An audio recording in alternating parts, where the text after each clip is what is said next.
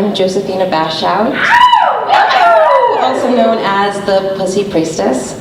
Hope you all get comfortable with the word pussy, because I'm very comfortable with the word. And I use it in a word of love. I use it in a word of sacredness, of reverence, of humility, of empowerment, of passion. So my journey, like many of the strong women here, also started with abuse. So from a young age, I was birthed into a home where there was a lot of domestic violence and domestic abuse. God bless my mother. She had so much courage to step away from an abusive relationship. Not many women have the courage to do that. From that place, I found myself in a very interesting situation when I was about 6 years old. Through that time, I had always, for some reason, I attracted lots of sexual harassment in my life. I'd be just walking down the street, and all of a sudden a car would pull up in front of me, and it'd be a guy jerking off in the car. What the fuck is that about? What the fuck? So he's jerking off in the car. Then I'd have someone else pull up in front of me and stop his car and would try to get me to get in the car. These series of events kept happening with sexual harassment over and over again. I was so young, I had no idea. I just kind of brushed it off. My mom told me to don't walk down certain streets. So, being kind of rebellious, I decided not to listen to her one day. Like all young kids in the 6th grade, and I walked down the street, and this person walked in front of me, and lo and behold, he turned around and he grabbed me at gunpoint. And at gunpoint, this complete stranger tried to abduct me and take me into a dark garage. I had to fight for my life, literally kicking and screaming for help. No one helped me. All the cars that passed by, no one stopped. I found my way into a Kentucky Fried Chicken, thank God for KFC at the time, on the corner. And I literally collapsed in the middle of the store asking for help. They called the police, we wrote a report, and they were never found. So not only did I go through sexual harassment, attempt of assault, but then I also found myself, again, like many of the beautiful, strong women here, in a situation of sexual abuse. When I was in the 6th grade, I was violently molested by someone outside of our family, but who was close within the family. And that situation was so traumatic. It was the first time I had been intimate or allowed any type of intimacy into my space. I had no idea what I was doing when I was welcomed into a dark room early at 5:30 in the morning. After that horrific experience that I had gone through, I was then thrown $5 at. Immediately, I associated that traumatic situation with my worth, my worthiness, and my value to $5.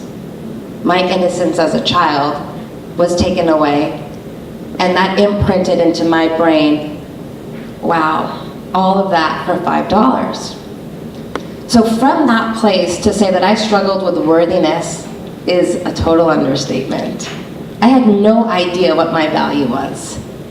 I had no examples of what my value was in my life. And so as I grew up as an adult, not processing these emotions, it manifested into all of my relationships. So I found myself in a majority of relationships where they were super abusive, verbally abusive. I didn't even know at that time that there was such a thing as verbal abuse. You know, coming from a Middle Eastern family, there's like loudness and cursing and, it's very like rambunctious. But then to actually discover that someone cursing at you and saying harsh things to you and negativity is actually considered verbal abuse. I found myself down a very empty, harsh road, going from relationship to relationship, and at some point seeking love in the bottom of a shot glass. I found myself going into every single night scene, party, extravagance, popping bottles, models, the whole shebang, living in LA, as a way to escape the pain, as a way to escape and numb all of the things that I had felt that I did not know how to handle, and yet I didn't want to speak about.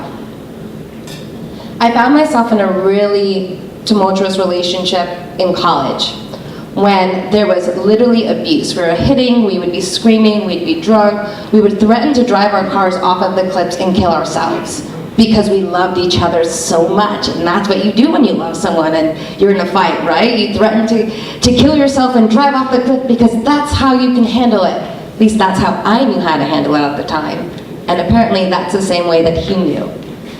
I had enough courage to end that relationship and found myself in an even more extreme relationship. I then not only was I don't want to use the word victim, I'm not only a survivor of sexual harassment, not only a survivor of sexual abuse, but I found myself now becoming a survivor of deep, intimate relationship abuse. This last relationship that I had been in, which was a catalyst for my growth, my partner not only smashed my face into the ground, he threw me up against the wall until my arm was bloody and bleeding. He took his television and said, "Fuck you, this TV is worth more than you." Picked up his big screen TV and walked out the door as he broke my front door. Left it bloody, beaten on the ground. I had no idea what to do. And even then, I still didn't know my worthiness. Even then, I didn't know my self-value.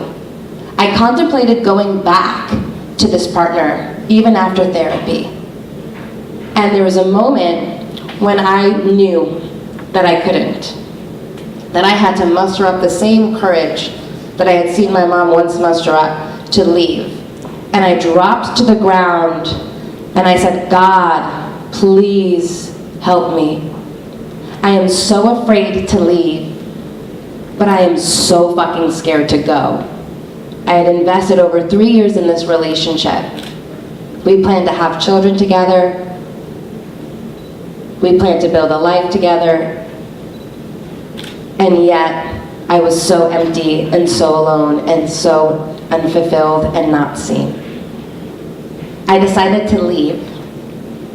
That's when my journeyness of self-awareness started happening. Through that journey of unprocessed emotion, I found myself moving through cervical cancer. So being a cervical cancer survivor. Now, where does disease come from? Disease comes from dis-ease, distress within the body.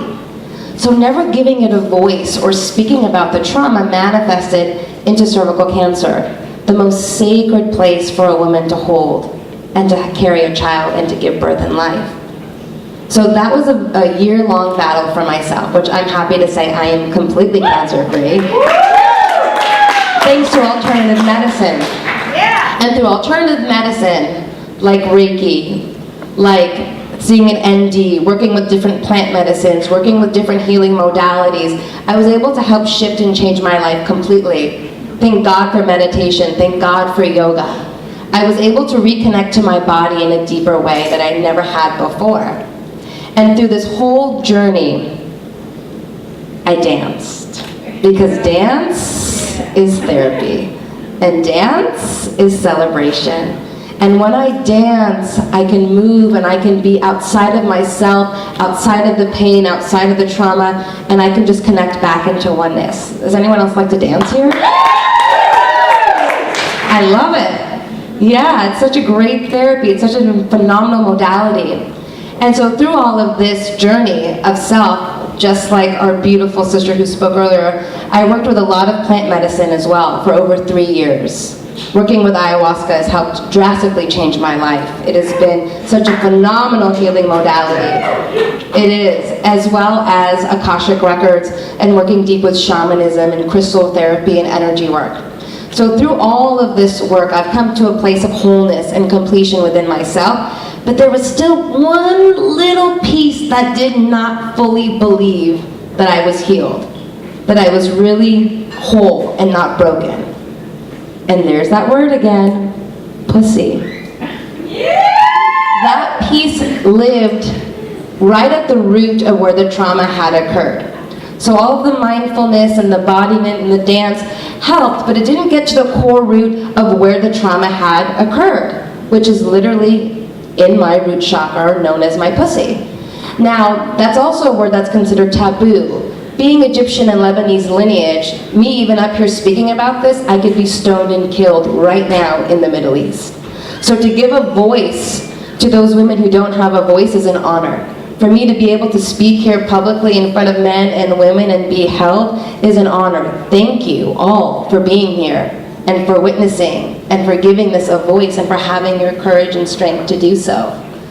Now, from that beautiful place, I was able to go through a ritual where I was able to actually reclaim my own pussy and reclaim my own innocence in a way that I never thought was possible. And the work that I'm doing now is with women to help uplift, empower, and inspire women to reclaim their sexuality, their sensuality, to know that it's safe to be alive, to be radiant in your heart, that you are supported through sisterhood and through the consciousness of the evolved masculine. We are here to celebrate ourselves. We are here to dance. We are here to be expressed and free. And it is safe to be that way regardless of your circumstances, because we are not our circumstances. Circumstances happen for us. It doesn't happen to us. If we look at these as evolutionary opportunities for our growth, we can always find the blessing even in the most darkest and grim situations. It's up to us to choose to see the light within ourselves and use these stories for our own authentic empowerment. So what we're going to do today is we're going to move into a deeper place of acceptance. So what I'd like you all to do, whether you want to stand, whether you want to sit, I'd like you to just keep your hands nice and free. So get everything out of your hands. Get into a nice, either comfortable or standing position. And what I'm going to do is I'm going to guide us through this beautiful practice of acceptance. And we're going to use the power of our own voice as a healing modality. It is one of the most powerful modalities that exists on the planet is sound vibration, and we all carry the sound vibration healing within ourselves. That's pretty fucking awesome to know that we can heal ourselves. Yes. Oh, we can. So what we're going to do now is I'm going to invite you all to gently close your eyes. And I'm going to invite us to just gently take a first slow breath in, breathing in gratitude. And just exhaling anything that doesn't serve you in this moment. As we take our next breath in, we're going to breathe in from our heart center, connecting to our already open heart. The love that exists and exudes inside of each of us.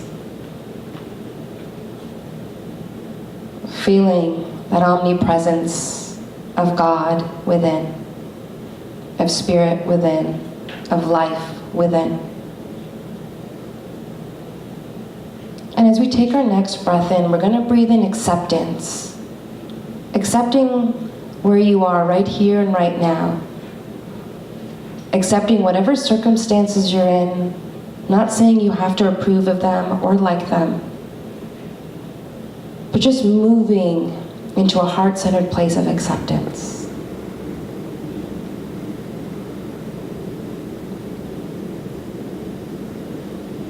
Accepting the present moment. Accepting the love and the support of everyone around you in this room. Accepting of yourself, of where you are. And as you continue to breathe in acceptance, allow yourself to now breathe out acceptance.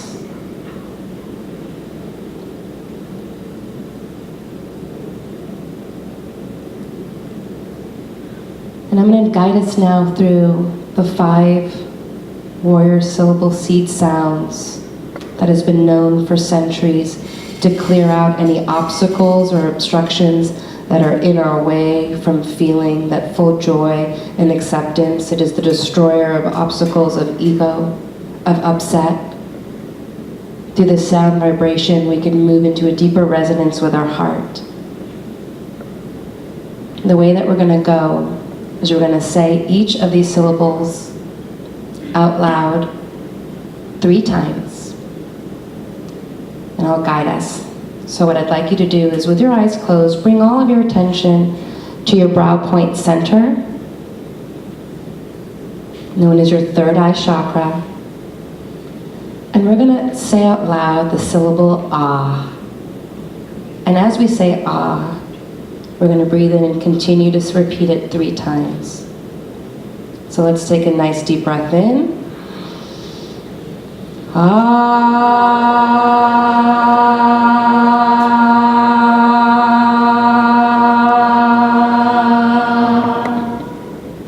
Breathing in.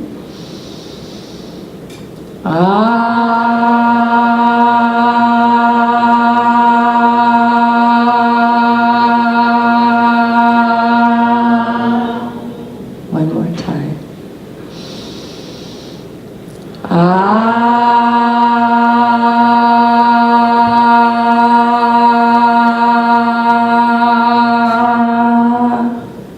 Beautiful. Bring your awareness with your eyes closed now down into your throat chakra, using your voice, your truth, just bringing your awareness there.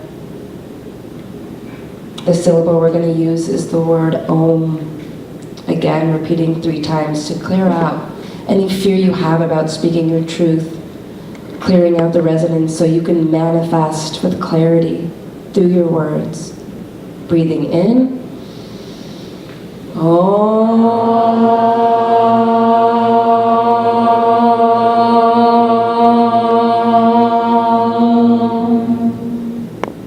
Breathing in.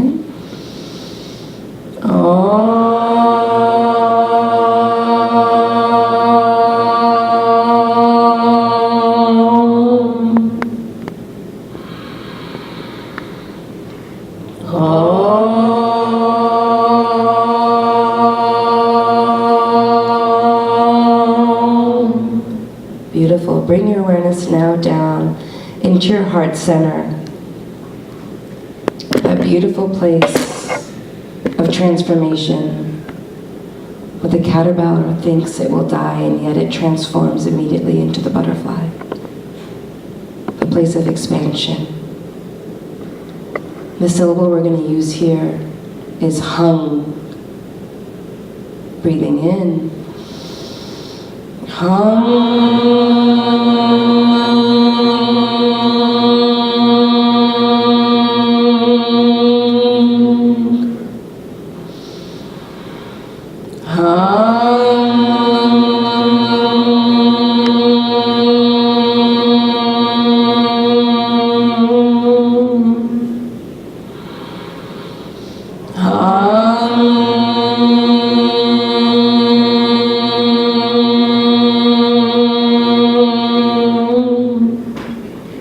Now bringing your awareness down into your belly, into your sacral chakra. As we go into the syllable Ra, breathing in deep from the belly, allowing it to soften and expand. Breathing in all the way to the heart. As we inhale, Ra.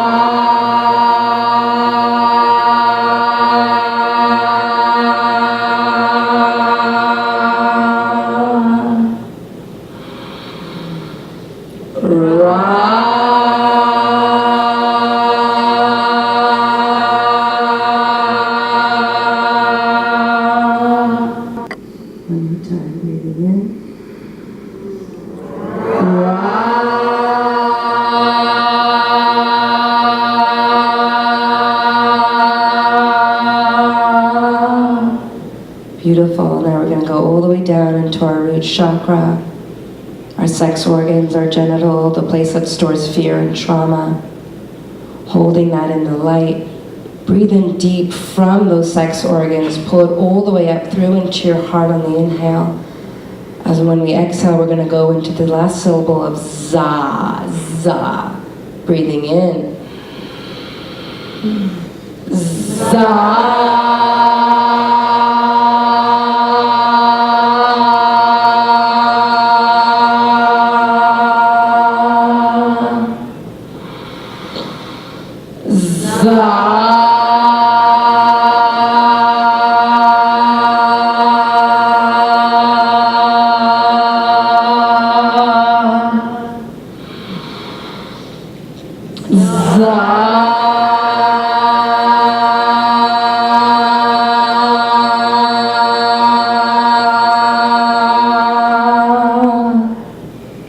Just take a nice breath in. Hold it. Hold it. Take another sip of air. Hold. And exhale. Just experience yourself in this moment. Noticing the space that's been created within your physical body. Maybe the tingling sensations, maybe new awareness. You created that on your own through your willingness and openness to trust, to try something new.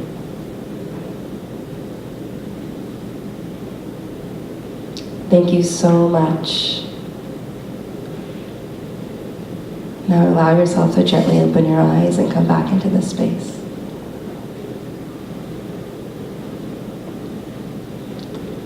Thank you, everyone. Thank you so much. Let's give it up for Josie Bashout.